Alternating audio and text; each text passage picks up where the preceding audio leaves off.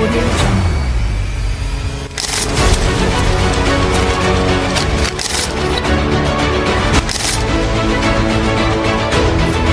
Audio Jungle. Ceritanya tuh Badik Gedog itu kan sudah ada sejak turun temurun, dan Bunda itu yang diketahui itu generasi kelima, mungkin yang mungkin sebelumnya juga sudah ada, karena dilihat dari koleksi batik kuno itu umurnya sudah ada yang sampai 200 tahun ya. Di sini tuh batik bukan hanya sekedar batik dijual, bukan seperti itu, atau bahasa kerennya gini, batik gedog itu bukan hanya sekedar kain bermotif, tapi punya cerita, punya nama, punya filosofi. Jadi digunakan untuk hal-hal yang positif, terutama kalau di sini laki-laki yang menikah itu dibawakan seserahan minimal ada 10 potong, dan untuk yang hitungan pastinya itu pada zaman dulu itu 100 potong kan, tentunya itu 100 potong yang berkualitas bagus. Jadi batik gedog itu termasuk salah satu urape untuk seserahan. Jadi keluarga yang mampu, bila anak laki-lakinya menikah, itu harus dan wajib dibawakan sapi tuntunan yang paling besar, terus ada pari, jagung, emas, dan rojo brono sekalian, termasuk batik gedog yang berkualitas bagus. Makanya keluarga di sini itu kalau mempunyai anak laki-laki baru lahir itu langsung bingung mengkoleksi, memproduksi batik, bukan untuk dijual tapi untuk dipersiapkan anaknya kelak kalau menikah. Makanya dari itu Bunda kan dari keluarga nenek sedeng itu punya koleksi yang jumlahnya ratusan, dan ikut tidur sama nenek. Setiap mau hari raya itu koleksi batiknya yang ditempatkan di salah satu kotak kayu besar itu dibuka, dicuci, terus diangin-anginkan. Setiap mau hari raya ya itu karena katanya dimandikan. Jadi tidak setiap hari dikeluarkan, karena kalau hari raya itu semua kan harus mandi, termasuk batik. Setelah itu diangin-anginkan dan dimasukkan kembali ke dalam tempatnya, diberi akar-akar wangi, diberi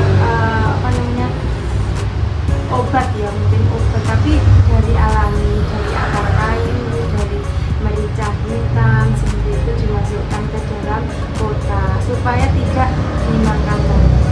Makanya setiap nenek itu melakukan ritual itu, Bunda selalu mengikuti, selalu bertanya. Akhirnya penasaran juga kenapa kok batik ini diperlakukan seperti ini, begitu istimewanya. Nenek itu suka mengajak ngobrol kainnya yang koleksi umurnya sudah ratusan tahun, yang halus-halus itu dibentangkan, diajak ngomong seperti punya nyawa gitu, seolah-olah batiknya itu menjawab gitu. Akhirnya Bunda dari situlah ikut mencintai koleksi nenek. Dan pada waktu Bunda sudah agak besar, usia remaja itu sudah tidak ada kegiatan membatik, menenun, itu sudah agak berkurang. Batiknya malah nggak ada, tinggal ibunya Bunda yang menenun, tinggal beberapa orang. Akhirnya karena terlanjur cinta tadi, kenapa kok di desa ini sudah nggak ada kegiatan seperti zaman dulu. Waktu Bunda masih kecil, ibu masih batik, nenek masih menenun, tetangga-tetangga.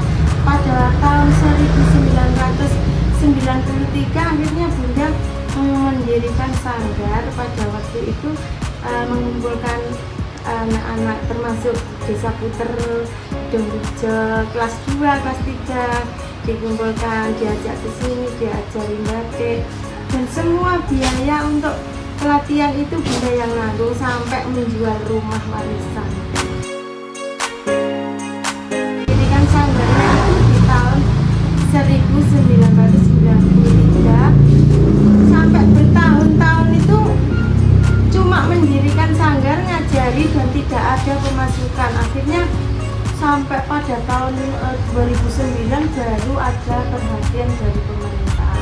Dia ajak pameran, diajak ada Semen Indonesia juga yang ajak pameran. Akhirnya barulah berkembang dan sampai saat ini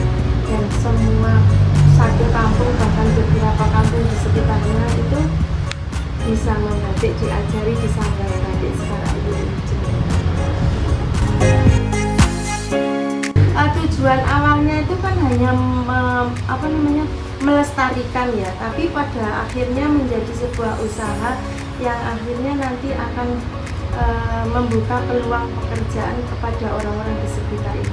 Visinya yaitu nanti batik ini semakin berkembang dan diminati anak-anak muda, dan nanti kedepannya batik ini semakin dikenal, bahkan bukan hanya di dalam negeri, mungkin bahkan di sekarang sudah terkenal di luar negeri, tapi juga kepinginnya itu semakin berkembang dan anak-anak muda seperti kalian-kalian ini yang nanti meneruskan cita-citanya Bunda, bahwa batik gedok ini hanya satu-satunya yang ada di Indonesia, bahkan ya mulai dari hulu-hulunya itu dikerjakan di Kecamatan Keret, bahkan Desa Kedungrejo ini termasuk desa yang paling banyak perajinnya.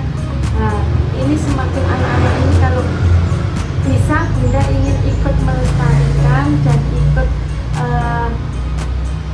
memasarkan, ikut pulang memasarkan, jadi supaya lebih dikenal dan lebih berkembang lagi. Bukan hanya menjadi melestarikan budaya, tapi juga menjadi sumber penghasilan keluarga.